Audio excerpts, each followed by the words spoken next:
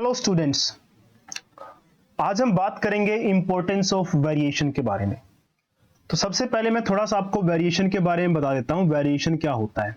वैसे इससे पहले वाले पार्ट में हमने वेरिएशन को डिस्कस कर लिया है, लेकिन फिर भी इस वीडियो को स्टार्ट करने से पहले हमें वेरिएशन के बारे में पता रहना चाहिए, तभी तो हम इंपॉर्टेंस ऑफ वेरिएशन को समझ पाएंगे। तो वेरिएशन का मतलब एक तरह से समझिए कि बदलाव या अंतर। जैसे मान लेते हैं एक सेल है, ये एक सेल है, इसके ऊपर जो आप ये ग्रीन कलर की कोटिंग देख रहे हैं, ये सर्दी झेल सकती है लेकिन गर्मी नहीं झेल सकती, जिसकी वजह से ये सिर्फ सर्दियों में ही ये जीव पाया जाता है, गर्मियों में ये जीव पाया नहीं जाता। लेकिन इसने क्या किया, अपने अंदर कुछ बदलाव लाए। तो इसके ऊपर ये हरी वाली कोटिंग तो है ही है, जो इसको सर्दियों में जिंदा रहने के लिए जरूरी है। इसने क्या किया, इसने अपने ऊपर ना एक और कोटिंग बना ली। ये एक कोटिंग बना ली, देखिए ये ब्लैक कलर की। ये ब्लैक कलर की कोटिंग इसको गर्मी से भी बचाती है।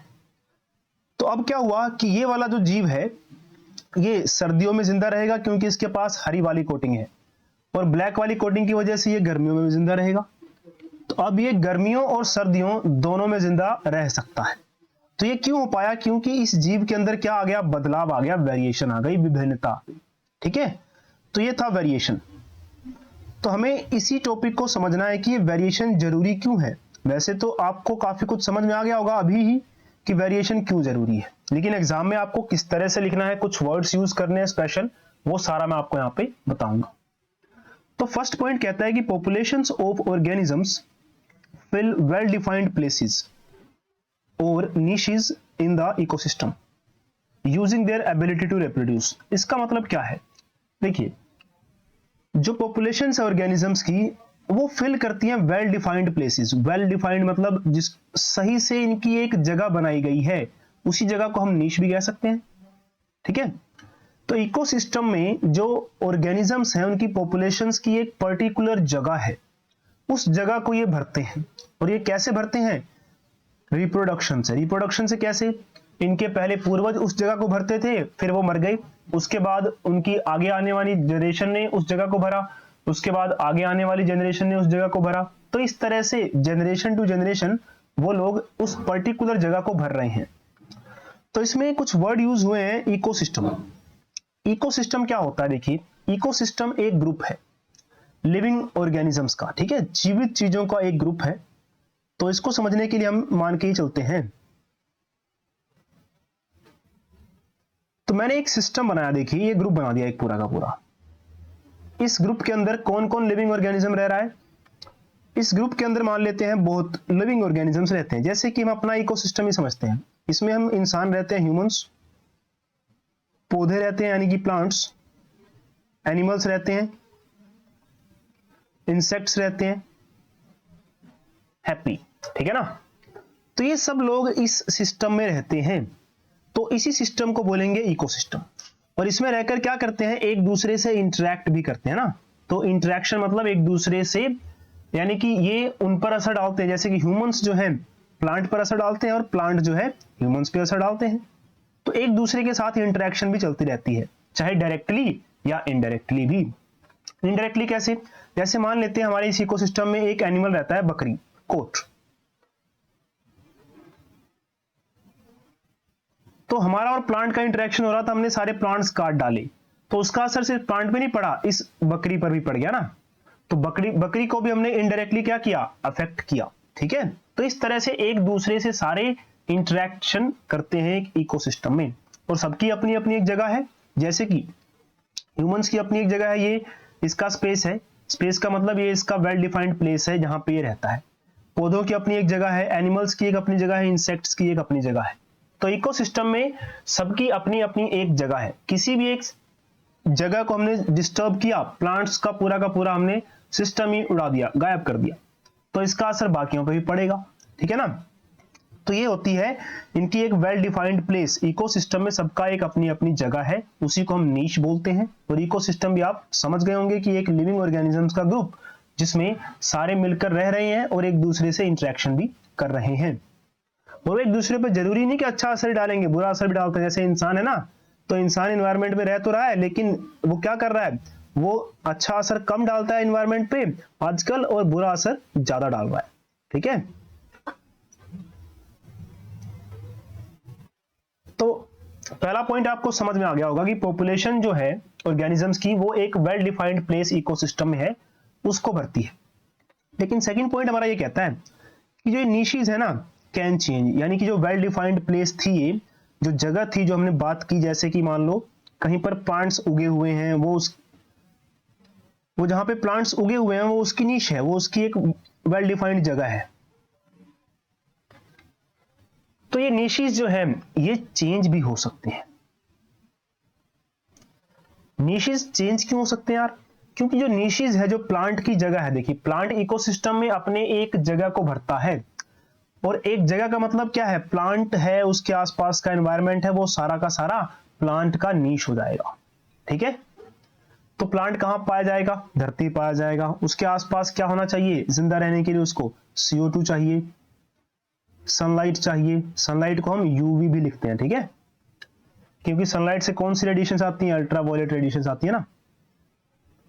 तो निशीज जो है ना जिसमें प्लांट रह रहा है, वहां रहकर वो एक वेल डिफाइंड जगह को पूरी कर रहा है, अपनी स्पेस को भर रहा है। लेकिन वो निशीज जो है ना वो हमारे कंट्रोल में या उस प्लांट के कंट्रोल में नहीं होती, बियॉन्ड द कंट्रोल। बियॉन्ड मतलब परे, बाहर। तो पौधे के कंट्रोल से बाहर है वो निश। कैसी?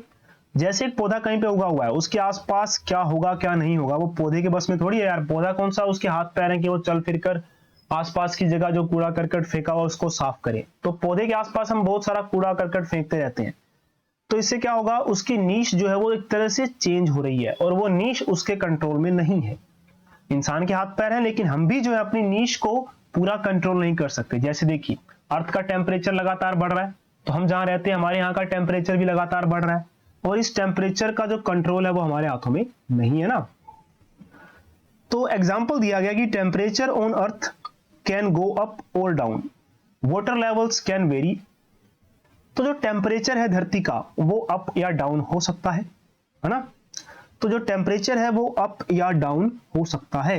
ऐसे ही जो वाटर लेवल है, जो पानी का स्तर है, वो भी घटता बढ़ता रहता है। तो इससे क्या होगा, देखिए मान लेते हैं कि टेम्परेचर जो है धरती का वो काफी ज्यादा बढ़ गया है।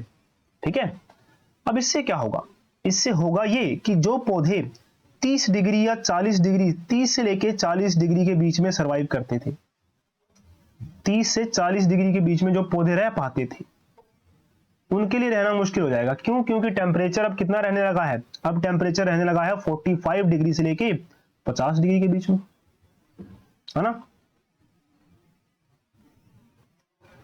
तो ये तो दिक्कत हो गई इन पौधों के लिए।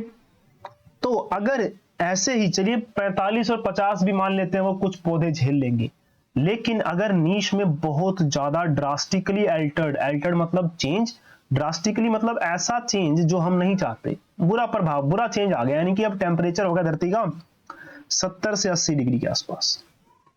इंसान तो यार AC पंखा पंखे से काम चला लेंगे, लेकिन पौधे क्या करेंगे? अब आप सोच रहे होंगे यहाँ पे वर्ग क्यों लगाया गया। जिनकी इंग्लिश अच्छी है उनको तो खैर पता लग गया होगा, और मेरे जैसे कुछ लोग हैं जिनकी इंग्लिश अच्छी नहीं है, तो वो सोच रहे होंगे यहाँ पे वर्ग कहां से आ गया, क्या यहाँ पे पास्ट टेंस की बात की जा रही है? नहीं, यहाँ पे पास्ट टेंस की बात नहीं की जा रही है। वर्ब वहां पे यूज करते हैं हम जहां पे इमेजिनेशन करते हैं। तो हम इमेजिनेशन कर रहे हैं कि मान लेते हैं कि जो नीश है ना वो ड्रास्टिकली चेंज आ जाता है, उसमें बहुत सारा बदलाव आ जाता है, और बुरा बदलाव, जैसा नहीं चाहिए वैसा बदलाव अगर आ जाता है तो population could be wiped out, है ना। तो होगा क्या, जो पौधों की प्रजाति है जो 30 से 40 डिग्री में रह पाती है, वो पूरी की पूरी क्या हो जाएगी, वाइप्ड आउट हो जाएगी, पूरी की पूरी वो प्रजाति ही खत्म हो जाएगी। ठीक है, लेकिन हाउएवर आ गया ना, तो लेकिन if some variations were to be present. अब आप इस वर्ड का मतलब समझ गए होंगे कि हम इमेजिनेशन कर रहे हैं कि अगर मान लेते हैं, सपोज कर लेते हैं कि अगर वेरिएशंस प्रेजेंट होती, जैसे स्टार्टिंग में मैंने आपको बैक्टीरिया वाला एग्जांपल दिया था ना, एक ऑर्गेनिज्म वाला जिसके ऊपर पहले हरी वाली लेयर थी, बाद में हरी और काली वाली दोनों लेयर आ गई थी, तो वो सर्दी और गर्मी दोनों में रह पा रहा था। तो कहता है कि अगर कुछ वेरिएशंस प्रेजेंट होती इन अ फ्यू इंडिविजुअल्स, फ्यू मतलब कुछ इंडिविजुअल्स में, ठीक है ना, अ फ्यू वर्ड को भी बहुत ध्यान से आपने एग्जाम में लिखना है। अगर कुछ में वो वेरिएशंस आ जाती, यानी कि कुछ पौधे अपने आप को बदल लेते और अपने आप को इस तरह से बदल लेते कि 70 से लेके 80 डिग्री टेम्परेचर में भी अगर वो रह पाते, तो there would be chances for them to survive. तो उनके जो चांस है ना सर्वाइव करने के, जिंदा रहने की, वो जो है बचे रहते, है ना। तो ये था वेरिएशन का फायदा कि वेरिएशंस अगर आ जाती है उन पौधों में तो 70 से लेके 80 डिग्री टेम्परेचर को भी वो झेल लेते और उनकी जो स्पीशीज है वो खत्म नहीं होती, इकोसिस्टम में जो उनकी जगह है उसको अच्छे से वो भरे रहते। अब यहां पे मैंने कहा था आपको अ फ्यू वर्ड पे बहुत फोकस करना है। A few word, a few का मतलब होता है कुछ इंडिविजुअल्स में, ठीक है।